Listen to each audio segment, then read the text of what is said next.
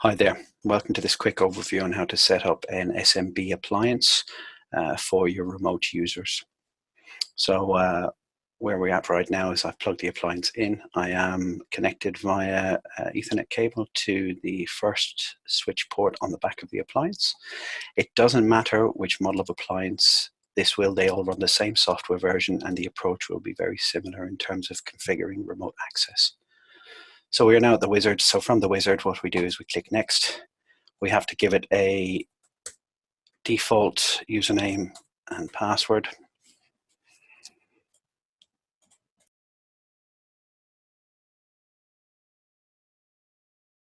Set up the date and time. For this purpose, I'm just going to set the time manually, which it pulls from the actual local machine that's connected to it. Give it a name. We can call this one SMB VPN demo. Hit next.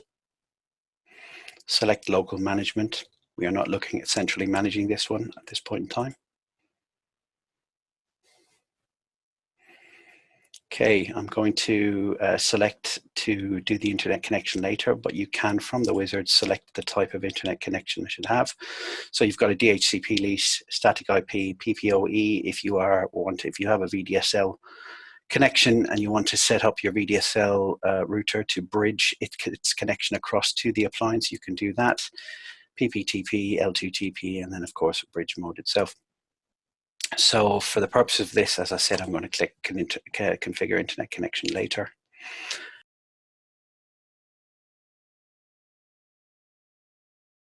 And then we're going to leave these all as defaults as well. So this is just default out of the box settings.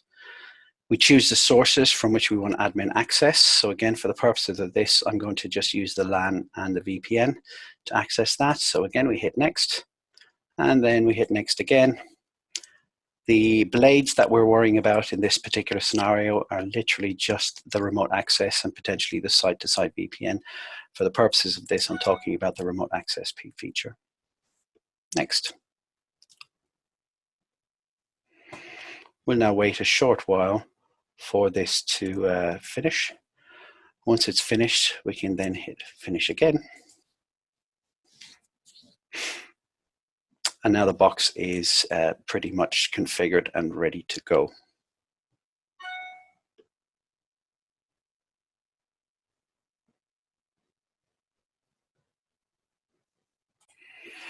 Okay, once the box has finished rebooting and doing its initial setup, you are presented with this screen here. So what we want to do now is just quickly establish a connection.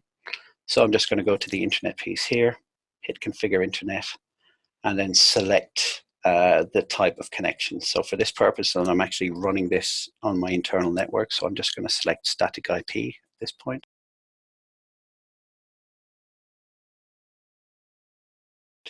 Give it a static IP address. There we go. And its default gateway is going to be that IP. We can also define DNS servers if we want to. So again, I'll stick with some commonly used ones. For purposes of this, we hit apply. And then we should see that within a few seconds, a connection has been established. There we go. So we are now connected. So to set up a standard user VPN, we just go down here to this tab on the SMP itself. And then from here, we can see that the remote access is already set to on. Now, for the purposes of VPN remote access for your users, every one of our SMB appliances comes with around about 100 user license built in. And with that, you can use the standard VPN client to connect, or the mobile client that's available from the iOS and App Store. Those are the features that are currently supported and currently work with the SMB appliances.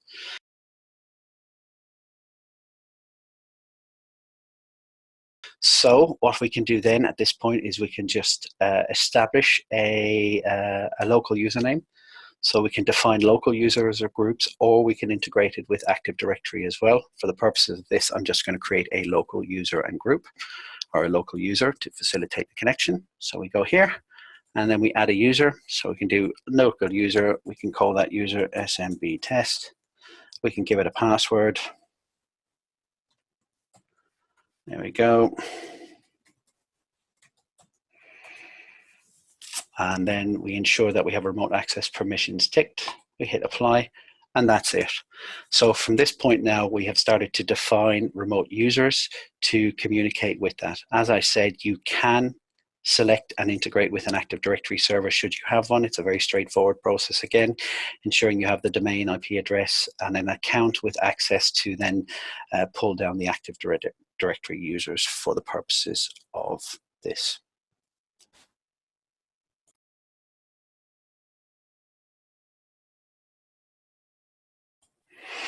Okay, I'm now connected to a remote machine, and from this remote machine, what I've done is I've implemented the Check Point Endpoint Security Client, which is available from a link within the actual router itself.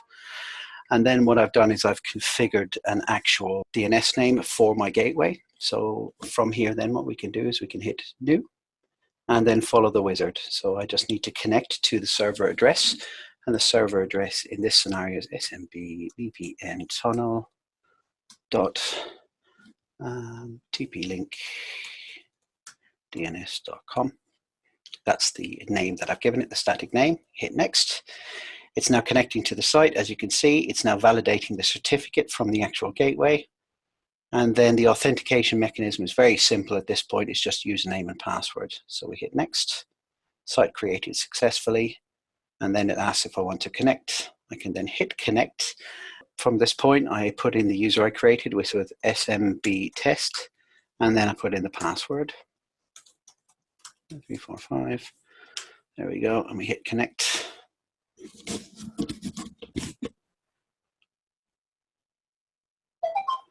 And we're connected.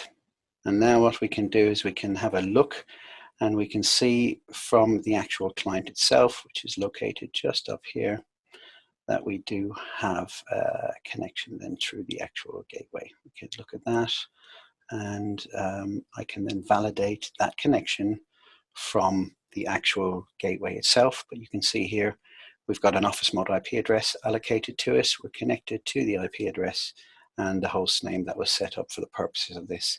At this point, from this point onwards, all my traffic is treated as if I was internal to the network, and I should be able to continue and work as if I was working from within the network itself. As you can see from this screen, under the tab Connected Remote Users, I can see that my SMB test user is now connected to the gateway, and I should be able to then, as I said, facilitate connectivity as if I was working from the normal network. Thank you very much for your time. I hope you found this useful.